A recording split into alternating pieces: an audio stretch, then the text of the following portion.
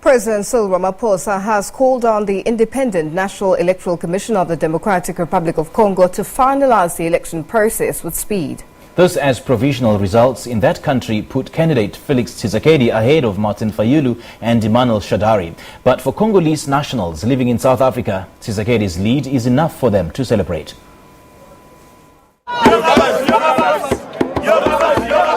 An African drumbeat sweeping across Yeoville streets, accompanied by ancient lyrics of victory and triumph.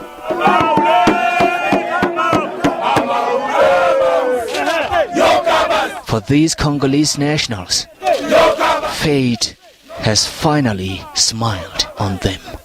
Chisekedi mwanetu, Chisekedi utambulisha koku, tokengi bikole mwanetu, ndili disanga jita mienga, chenja buni chakwakulato, yeah. Today nice today.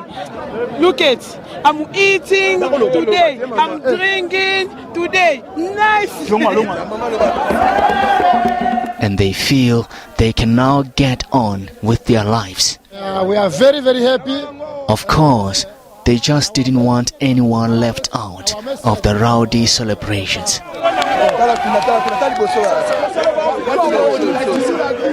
We're watching you here trying to keep your composure as they're pouring that powder over your head. What is the significance of that powder? Well, I really want to ask, let me just ask them, what is the significance of this powder? I really want to get from you, what is the significance of this? No.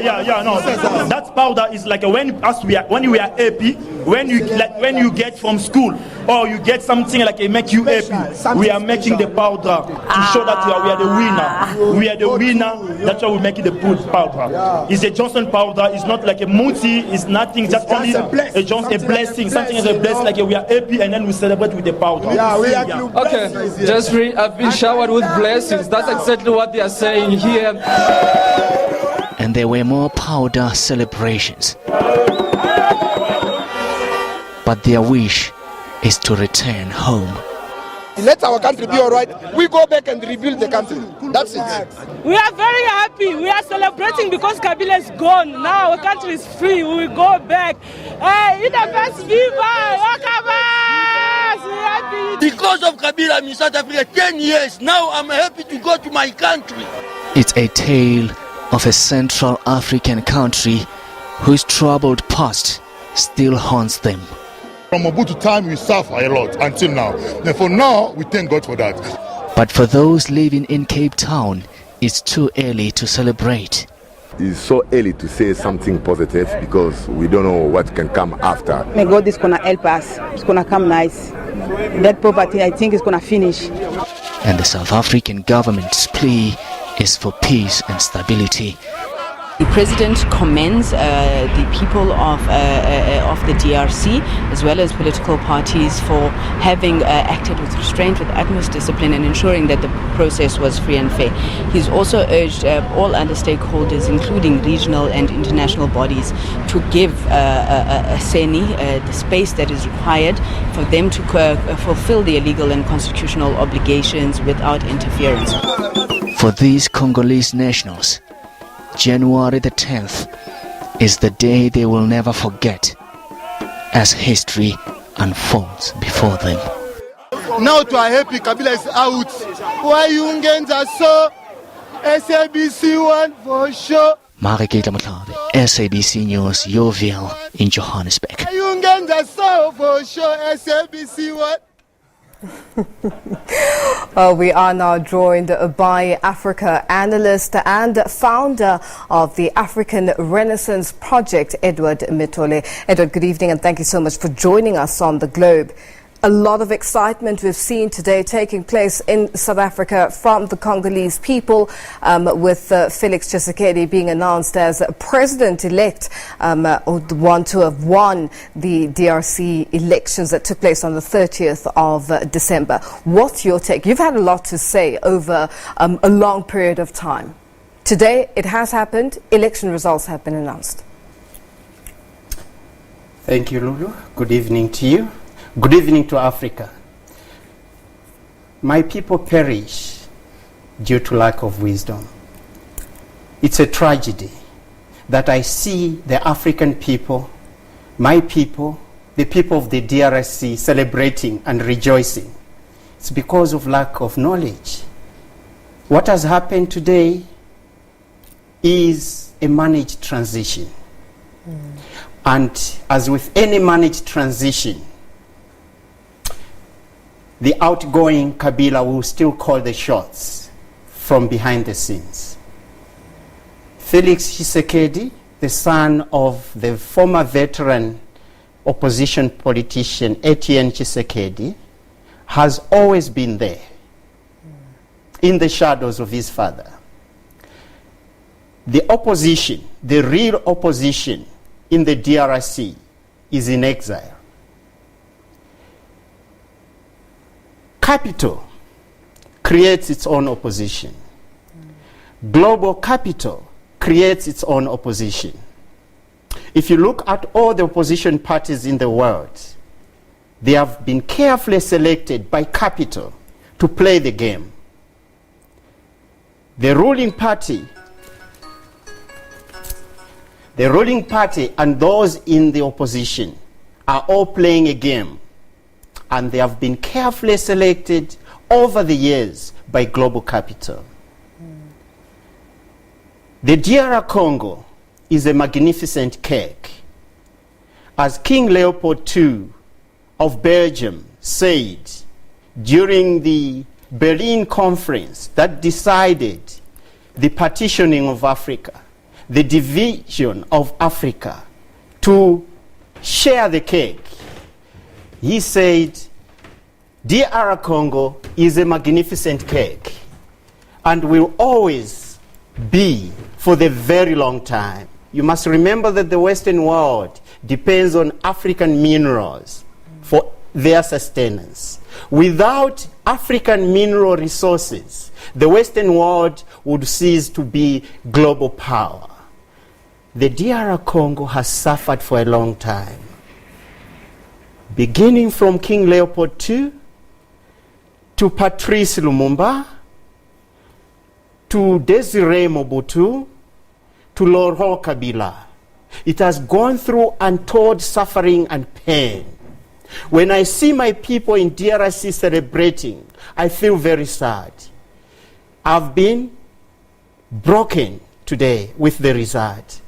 Tears have been streaming from my face since morning when I first heard of the result from the Independent Electoral Commission, which is not so independent. Because you must understand that all the electoral commissions in the world are remote controlled from Brussels, from Geneva, from Paris, from Washington. There is nothing that is independent in the world. Everything has got its owner, including electoral commissions.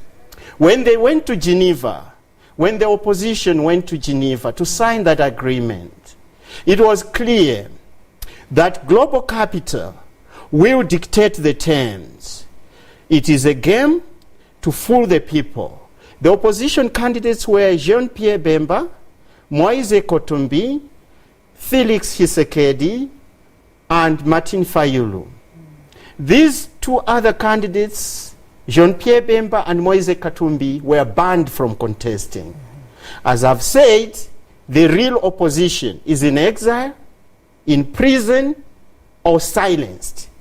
They suffer media blackout. The opposition that participates in this political game is carefully selected from Washington, from Paris, from Geneva, and from Brussels. So you must not be deceived when you see people celebrating. They are only celebrating because they are wallowing in ignorance. There are three critical moments in the biography of the vertiginous assemblage that is blackness and race.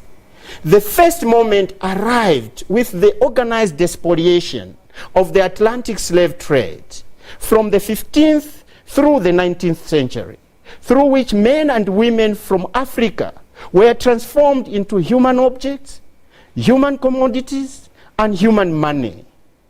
They came to belong to others who hated them. They were deprived of their languages and their names. They were shipped, transplanted, trafficked across the Atlantic. That moment led to the second moment, which coincided with the birth of writing towards the end of the 18th century. Let me come in there, Eddie. With regards to what the DRC and the people of the Congo are celebrating in South Africa currently and all over the world, what you've just said is very loaded.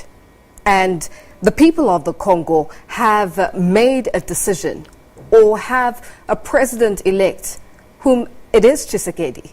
This is what they're faced with now. This is the present moment. Transition of power without any violence, which is better? For the people of the Congo to rebuild their country and have a living president a new president take over from a living president. Chisekedi has been awarded 38.7% of the vote. Where is it coming from? Because all throughout the opinion polls, since October 2016, he was trailing. He was number 4 or number 3. The leading contender was always Moise Katumbi. The second position, sometimes it was Etienne Chisekedi before he passed on. But Felix was always trailing. In the second poll in 2017 in May, he came number 4 with 5%. The third poll in 2018, he came last. So where is the 38.7% coming from? So you must understand this is a managed transition. And as I've said, they are power sharing deals where the incumbent, who is José Kabila, will still be there in the scene, in the background, calling the shots. Do you agree with the main opponent, Martin Fayulu's statement that he's denounced the election, saying that it was an election coup? Do you agree with that? He's justified. Looking at all the factors that have conspired to take this result and give it to this regime, it is clear that there were some negotiations. And you must understand that any negotiation, when it comes to African politics, it doesn't benefit the people. We had a negotiated settlement in South Africa. It was not for you, Lulu. That negotiated settlement was for them and super profits. We had the dismantling of apartheid. It was not for you, Lulu. That dismantling of apartheid was for them and super profits. We had the abolition of slave trade in the United States. That abolition was not for you. It was for them because they realized that the slave trade was not benefiting them. What would benefit them was neoliberalism. And they dismantled the slave trade. There is, every time, when people look at negotiated settlements, they start celebrating. It's because lack of wisdom is prevailing amongst us. When we came back from the plantation in South America and the Caribbean, they promised us neoliberal democracy. To whose benefit is neoliberal democracy in Africa? It is to the ruling elites. Neoliberal democracy has never benefited the African people. To whose benefit are elections held in Africa today? It is to the ruling elites. The same Rothschilds, the same queens of England, the same people, the George Soros of this world, who rule the world. So we must stop this nonsense of celebrating things that don't belong to us. Lulu, I tell you tonight that elections and post-election results that ebb out the voting citizens from the electoral process are undemocratic. Forget about power-sharing deals. Democracy is supposed to mean the rule of the majority. What's the way forward for the people of the DRC? The people of the DRC need our solidarity. The people of the DRC have suffered for so long. They have suffered even worse crimes because those people had their first democratically elected president in 1960 put before a firing squad in the night, masterminded by the United Nations, the very organization we have lived to trust and believe in over the centuries. The United Nations, with American intelligence agencies and Western-backed Katanganese secessionists, put Patrice Lumumba before a firing squad in the night in that Katanganese jungle. They liquidated his remains in acid, scattered his remains in the jungle. Today, we recognize the United Nations with its hollow posturing as nothing but puppets of imperialism and neocolonialism. When they meet in Geneva, the question is always, how do we share the cake? And the cake is the DRC. When the Roman Catholic Church meets, when the bishops meet, the predominant question is not how do we save the people of the DRC. The predominant question is always how do we share this magnificent cake, which is the DRC. When the European Union meets in Brussels, the predominant question is not how do we save a people that has suffered for so long. The predominant question is always how do we share the magnificent cake. So Kabila and Felix Chisekedi are being propped up by the CIA. Martin Fayulu, a former ExxonMobil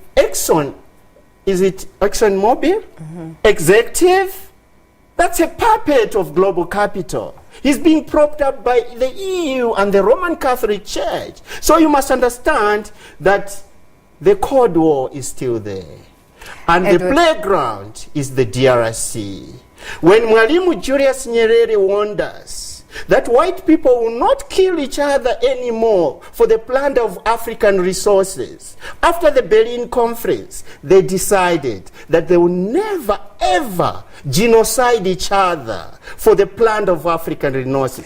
Edward, they will make agreements and share the cake equally amongst themselves. Edward, I know you have a lot to say. I wish we had more time, and unfortunately, we have run out of that. Thank you so much for joining us. That is Africa analyst and founder of the African Renaissance Project, Edward Mitole, joining us live.